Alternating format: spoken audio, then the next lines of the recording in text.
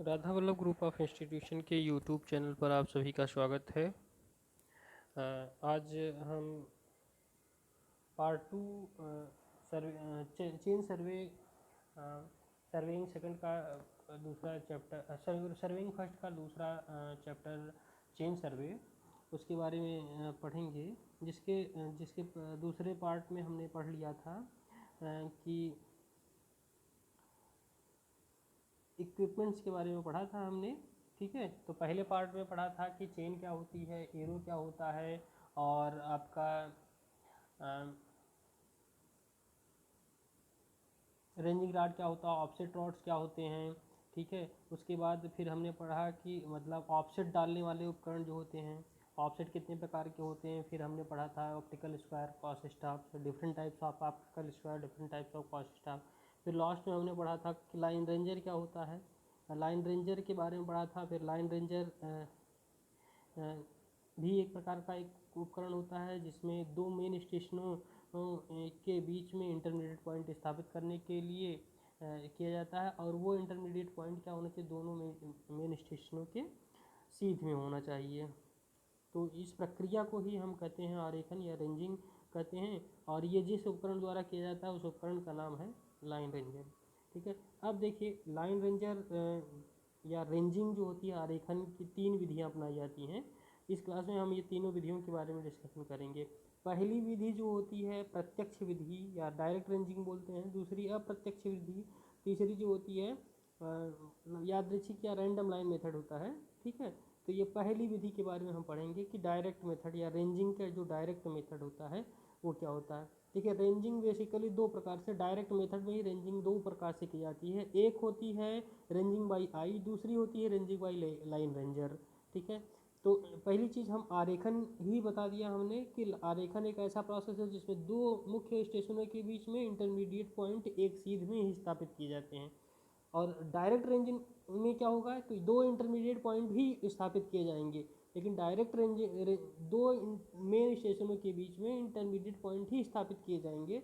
जैसे दो स्टेशन है, मान लीजिए ए और बी, ए और बी दो स्टेशन है, ए और बी, और मान लिया कि उन दोनों के बीच की दूरी एक जरीब लेंथ से ज़्यादा है, एक जरीब लेंथ से ज़्यादा है, तो हम क्या करेंगे, इन दोनों के बीच में क्या करेंगे, मान लीजिए यहाँ से हम एक जरीब यहाँ तक कंप्लीट हो जा रहा है।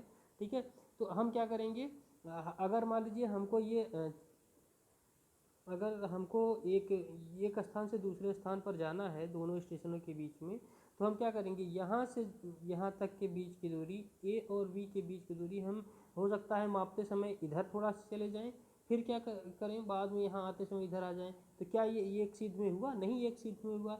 तो ये लाइन रेंजिंग का काम क्या है कि दो स्थापित तो हमने यहाँ भी कर दिया, सी पॉइंट इंटरमीडिएट पॉइंट यहाँ भी स्थापित कर दिया, लेकिन इन दोनों के बीच में, इन दोनों स्टेशनों के बीच में ये नहीं रहा, सीध में नहीं, बीच में तो है लेकिन सीध में नहीं रहा।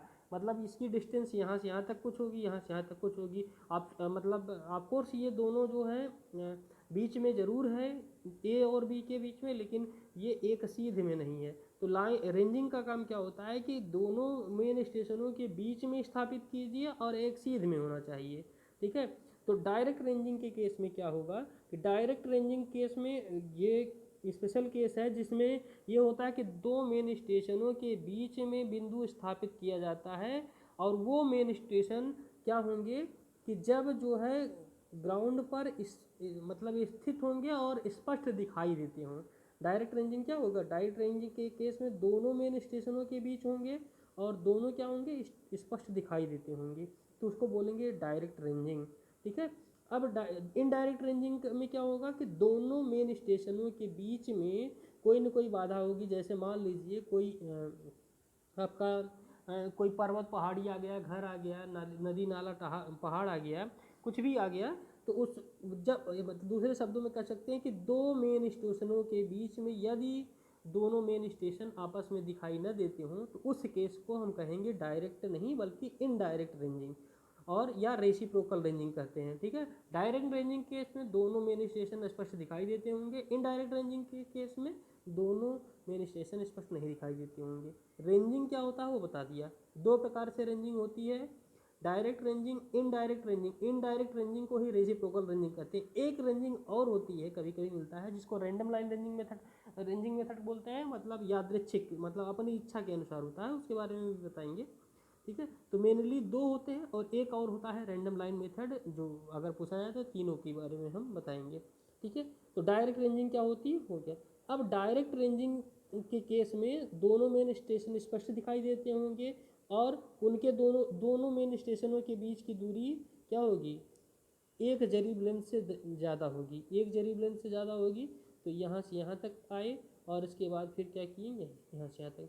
अब जो रेंजिंग होगी दो विधियों से होती है। एक क्या होती है, रेंजिंग बाई आई, आँख द्वारा आरेखन। आँख द्वारा आरेखन में क्या कहते हैं, ये थोड़ा सा कम परिशुद्ध होता है। ठीक है, इसमें क्या करते हैं, सर्वे, जैसे मान लीजिए कि आपका सर्वेयर है, तो ये एक स्टेशन आपका ये ए है, एक स्टेशन ए है और एक स्टेशन बी है। ठीक है, दोनों स्टेशनों के बीच एक जरीब से ज़्यादा लेंथ है। अब इन दोनों स्टेशनों के बीच में क्या करेंगे कि हम एक सर्वेयर होगा, बाकी क्या होंगे, हेल्पर होंगे। ठीक है, सहायक होंगे। तो हम जो मेन स्टेशन ए होगा, ए के थोड़ा पीछे सर्वेयर आई अपनी लगा करके खड़ा होगा, जैसे कि इसमें चित्र में दिखाया गया है। सर्वेयर अपनी आई को लगाएगा, जैसे कि इस पोर्शन में देखिए, जिसमें सर्वेयर की आई कहाँ पर है, यहाँ पर है, और सर्वेयर मान लीजिए सर्वेयर का ये है। सर्वेयर अपने यहाँ पर रेंजिंग रॉड खड़ा है। सर्वेयर जो है थोड़ा सा पीछे, करीब आधा मीटर पीछे हट करके देखेगा। तीसरा मतलब दूसरा जो होगा, ये पॉइंट एक रेंजिंग रॉड यहाँ काट देंगे, मेन स्टेशन पर रेंजिंग रॉड ऑलरेडी कटा रहेगा। ठीक है, अब क्या करेंगे, जो हेल्पर होगा इसके किसी बीच में, मान लीजिए एक चेन लेंथ पे हमने देखा। ठीक है, इसके किसी बीच एक चेन लेंथ या आधी चेन लेंथ में हमने इसके बीच में ये हेल्पर को कहा खड़े हो जाइए। अब दोनों मेन स्टेशन हमको मुख्य रूप से दिखाई देते होंगे, तो आंख द्वारा आसानी से किया जा सकता है। तो हम क्या करेंगे, ये अब पहले तो इस स्टेशन से इस स्टेशन को आसानी से देखा जा रहा होगा, फिर क्या होगा, संकेतक, सर्वेयर के संकेत द्वारा सर्वेयर संकेत करेगा। राइट लेफ्ट क्या होगा, संकेत को हम अभी बताएंगे आगे वाले लेक्चर में कि सर्वेयर कैसे संकेत करेगा, क्या इंडिकेशन होगा, सर्वेयर किस डायरेक्शन में मूवमेंट करेगा। तो ठीक है, हेल्पर आपका किस डायरेक्शन में मूवमेंट करेगा सर्वेयर के संकेतक पर, वो चीज़ें हम आपको बताएंगे। लेकिन ये सर्वेयर पहला क्या, डायरेक्ट रेंजिंग के केस में ए और बी आपस में स्पष्ट दिखाई देते रहते हैं। इसके जस्ट पीछे जा कर के सर्वेयर क्या करता है, हेल्पर को कहता है कि बीच में आने के लिए जब जब क्या होगा कि हेल्पर के पीछे बी वाला रेंजिंग रॉड न दिखे, तो ये समझा जाएगा कि ये ए और सी, मान लीजिए सी पॉइंट है इंटरमीडिएट पॉइंट, ए और सी क्या है, बी के एग्जैक्ट बीच में है। इसी तरह से तीसरा पॉइंट डी, इसी तरह से चौथा पॉइंट ई अपना स्थापित करते हैं। तो इसको कहते हैं रेंजिंग बाई आई। ये थोड़ा सा लेस मतलब एक्यूरेट होता है, कम प्रसिद्ध होता है। ठीक है, बट मैनुअली मतलब इसको कर सकते हैं सर्वेयर ही। ठीक है, दूसरा क्या होता है, ranging by line ranger. Line ranger हमने पहले से बताया, लाइन रेंजर एक प्रकार का इंस्ट्रूमेंट होता है। ठीक है, इंस्ट्रूमेंट कैसे होता है, देखिए लाइन रेंजर पहले से भी बताया गया है कि इंस्ट्रूमेंट इस तरह से होता है लाइन रेंजर का, कि जैसा कि आपको ये फिगर में दिख रहा है, ये इसमें क्या होते हैं, दो प्रतिबिंब लगे हुए होते हैं, प्रिज्म लगे हुए होते हैं। दोनों प्रिज्म क्या होते हैं, आइसो स्केल प्रिज्म होते हैं, आइसो स्केल ट्रायंगल होते हैं, कि मतलब समद्विभाव समकोण त्रिभुज। ठीक है, इसमें इस तरह से दोनों प्रिज्म ओवरलैप करके रखे जाते हैं कि इस तरह से अपना दिखें, इस तरह से। ठीक है, दोनों प्रिज्म ओवरलैप करके रखे जाते हैं। ठीक है, तो रेंजिंग बाई ये सबसे ज़्यादा यूजफुल होता है और बहुत ज़्यादा एक्यूरेट भी होता है। इसमें भी क्या होता है कि इस केस में देखिए, जब जब क्या होगा कि ए और ये मान लीजिए बी और ए एक सीध में होना चाहिए, हम तीसरे पॉइंट बी में अनुमानतः एक बीच में लेकर के लाइन रेंजर को खड़े होंगे। जब हमको इस तीसरे स्लॉट से ये दोनों बिंदु ए और बी जस्ट ऊपर दिखाई दें एक दूसरे को, इसमें देखिए ये डिनोट किया गया है कि जब दूसरे ए और बिंदु दोनों एक दूसरे जस्ट ऊपर दिखाई दें, ये समझ लिया जाता है कि अब जो है हम नीचे मतलब एग्जैक्ट बीच में खड़े हुए हैं।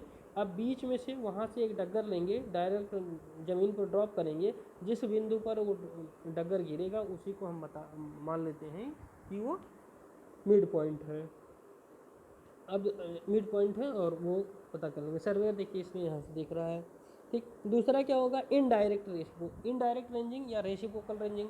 इनडायरेक्ट रेंजिंग या मतलब रेसिप्रोकल रेंजिंग में क्या होता है कि दो मुख्य स्टेशनों के बीच में कोई बाधा होगी जिसके कारण दोनों मुख्य स्टेशन एक दूसरे को दिखाई नहीं पड़ रहे होंगे, ठीक है।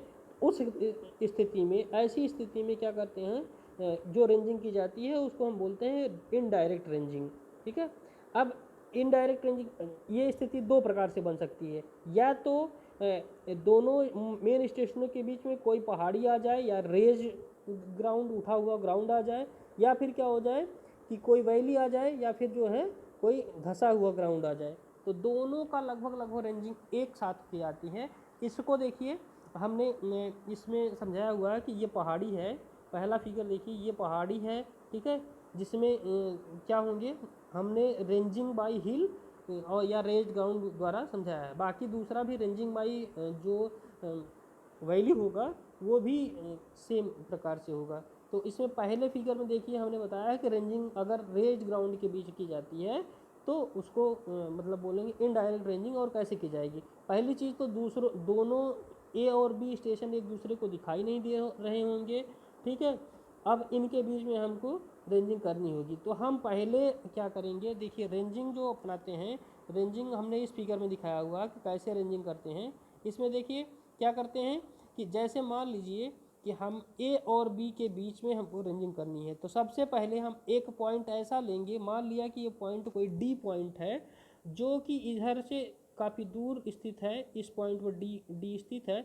अब इस डी से डी पॉइंट ऐसा पॉइंट होगा जहाँ से बी क्या होगा, दिखाई देता रहता होगा, ठीक है, जहाँ से डी क्या होगा, दिखाई देता रहता होगा। तो हम सॉरी डी पॉइंट ऐसा पॉइंट लेंगे जहाँ से बी पॉइंट हमारा दिखाई देता रहता होगा, ठीक है। अब इस डी बीच में हम इसी रेखा पर जैसे मतलब ये, अब डी ऐसा पॉइंट होगा जहाँ से बी भी दिखाई दे रहा होगा, ए भी दिखाई दे रहा होगा। जब अगर डी से बी ए भी दिखाई दे रहा होगा तो हम कोई एक नया बिंदु यहाँ पर मतलब यहाँ पर सी स्थापित कर सकते हैं, ठीक है, इसी रेखा पर, जैसे कि हमने डायरेक्ट रेंजिंग में पढ़ा है। भाई ए दोनों, ए और डी दोनों दिखाई दे रहे हैं तो सी आराम से इसके बीच में आ सकता है। अब क्या करेंगे कि हम ए को देखिए, डी को कहेंगे कि अपनी सीध में डायरेक्ट नीचे आए, ठीक है, डायरेक्ट नीचे आए। और ये कहाँ पर होगा, ये नीचे इस तरह से आएगा कि जहाँ से आपका क्या होगा, ये सी पॉइंट और बी पॉइंट भी यहाँ से दिखते रहेंगे। यहाँ से देखिए सी पॉइंट, ये पहला स्टेप यहाँ से चला, ये डी पहले देखिए चला है यहाँ नीचे की तरफ और इस स्थिति में आया है, यहाँ पर पहुँचा है, ठीक है, जहाँ पर दोनों कट कर रहे होंगे। अब यहाँ से फिर क्या होगा कि एक सर्वे लाइन यहाँ की खींची जाएगी, देखिए। तो हम सी को इशारा करेंगे, वो अपनी शीट में डायरेक्ट नीचे आए, डायरेक्ट नीचे आए, फिर ये लाइन बनी। फिर उसी तरह से फिर डी को कहेंगे कि सी जो है डी को बोलेगा कि बी के सीधे में आओ, सी यहाँ पर सी खड़ा, सी फिर से बोलेगा डी को कि आ जाओ बी के सीध में। जब बी के सीध में यहाँ पर पहुँचा, सी यहाँ पर अभी खड़ा ही है, ठीक है, सी यहाँ पर खड़ा ही है और बी को यहाँ, डी को यहाँ बोला, तो ये भी एक सीधी रेखा बनी। फिर यहाँ से यहाँ मिल रहा है। अब देखिए इसी तरह से नीचे आते आते जब ये तीनों एक सीध में होंगे, मतलब तीनों एक सीध में दिखाई देने लगे चारों बिंदु, तब इस केस में तब बोलेंगे कि हाँ ये सीध में है। अब देखिए इस केस में क्या होगा, रेंजिंग के लिए मिनिमम कितने, रेंजिंग प्रोसेस अपनाने के लिए कम से कम 4 रॉड की रेंजिंग रॉड की आवश्यकता होगी। इस तरह के केसों को समझने के लिए हमें 4 रेंजिंग रॉड की आवश्यकता होगी इनडायरेक्ट रेंजिंग के लिए। जबकि उसमें क्या होगा, मिनिमम 3 रेंजिंग रॉड भी है तब भी डायरेक्ट रेंजिंग चल सकता है। अब देखिए इन रैंडम लाइन रेंजिंग में क्या होगा, यादृच्छिक रेखा में क्या होता है, देखिए इसमें नाम से ही है कि अपनी इच्छा पर है, ठीक है। अब रैंडम लाइन कब होता है, अभी तक देखिए क्या होता था कि जब दोनों मेन स्टेशन दिखाई देते थे तब हम कहते थे डायरेक्ट रेंजिंग है। उसको दो मेथड से हमने किया, एक रेंजिंग बाई आई और एक दूसरा रेंजिंग बाई लाइन रेंजर। इस केस, दूसरा केस जब हमने पढ़ा तो दूसरा केस में हमने क्या पढ़ा, हमने पढ़ा कि इनडायरेक्ट रेंजिंग होगी। इनडायरेक्ट रेंजिंग तब होगी, अप्रत्यक्ष रेंजिंग आरेखन तब होगा जब दोनों स्टेशन एक दूसरे उससे आपस में नहीं दिखाई देते हों, मतलब या तो उसके बीच में कोई पहाड़ी आ गई हो, रेस ग्राउंड आ गया हो, या तो वैली आ गई हो, या डिप्रेस्ड ग्राउंड आ गया हो। तो दोनों केस के बारे में पढ़ा, ठीक है। अब देखिए ध्यान से, इसमें क्या होगा कि जो रैंडम लाइन में क्या होगा, जैसे मान लीजिए कि अगर सर्वेक्षण रेखा के बीच में कोई जंगल आ जाता है जिसमें दोनों सिरों से आपस दोनों मेन बिंदु क्या हो, दिख न रहे हो, कोई जंगल आ गया हो कोई हो, तो ऐसी स्थिति में क्या करते हैं, आरेखन को हम यादृच्छिक रेखा विधि अपनाते हैं, ठीक है। इसमें इसमें क्या होता है कि यादृच्छिक रेखा एक मतलब अनुमान लगा करके सीध की एक मतलब बिंदु स्थापित किया जाता है, सर्वे लाइन स्थापित की जाती है, ठीक है। जैसा कि इसमें देखिए इस फिगर में दिखाया गया है कि एक ये रैंडम लाइन हमने मान ली है, ये रैंडम लाइन हमने मान ली है, रैंडम लाइन मान ली है। अब यहाँ से हमने परपेंडिकुलर ड्रॉप किया, मान लीजिए हमको ए, मान लीजिए ये हमने क्या किया, ए बी डैश, ये पॉइंट हमने बी डैश मान लिया, ये इस पर डी डैश मान लिया, ये सी डैश मान लिया। पहले बी डैश दिखा,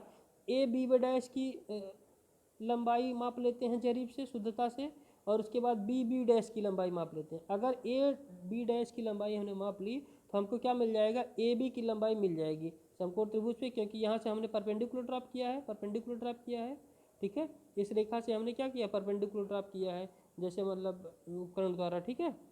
तो अब ये परपेंडिकुलर ड्रॉप किया है तो परपेंडिकुलर सर्वेक्षण रेखा ए बी की लंबाई भी हमको मिल जाएगी पाइथागोरस थ्योरम से लगा करके, ठीक है। अब देखिए, अगर अगर हमको डी डैश या सी डैश निकालना है तो यहाँ से हम फिर क्या करेंगे, कोई आंतरिक बिंदु स्थापित करेंगे इसमें। अब यहाँ से हम क्या करेंगे, एक अलग पॉइंट स्थापित करेंगे डी डैश, डी डैश से हम ड्रॉप करेंगे डी पर। अब अगर हमको डी डी डैश निकालना है, डी डी डैश निकालना है, या कोई बिंदु सी सी डैश निकालना है, तो हम क्या करेंगे, क्योंकि हमको ये लेंथ पता, ये लेंथ पता और ये भी पता है, ठीक है।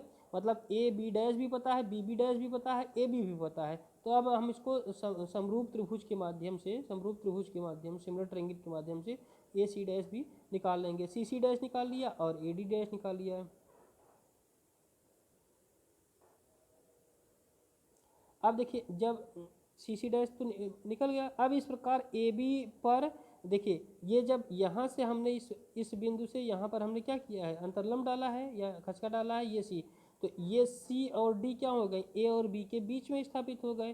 तो ए और बी, ए सी और बी, देखिए ध्यान से, जैसे मान लीजिए हमको जब ये सी सी डैश निकल गया और ये डैश निकल गया, तो यहाँ से यहाँ तक, मतलब ये इस बिंदु से यहाँ तक की दूरी पता हो गई, तो यहाँ से नाप करके ये और सी और डी हम स्थापित कर लेंगे, ठीक है। सी और डी स्थापित हो गया, तो सी और डी क्या होगा, एग्जैक्ट ए और बी के बीच में ही होगा, क्योंकि इसमें एक हमने रैंडम लाइन मान करके स्टडी की है, इसलिए इसको बोलते हैं क्या, रैंडम लाइन मेथड या यादृच्छिक रेखा विधि, ठीक है, यादृच्छिक रेखा विधि। इस क्लास में ये वाला जो है इस केस में यही होगा, ये रेंजिंग थी, ठीक है। अभी हम पढ़ेंगे इसके बाद वाली क्लास में चेनेज, इसकी स्टडी हम नेक्स्ट क्लास में पढ़ेंगे।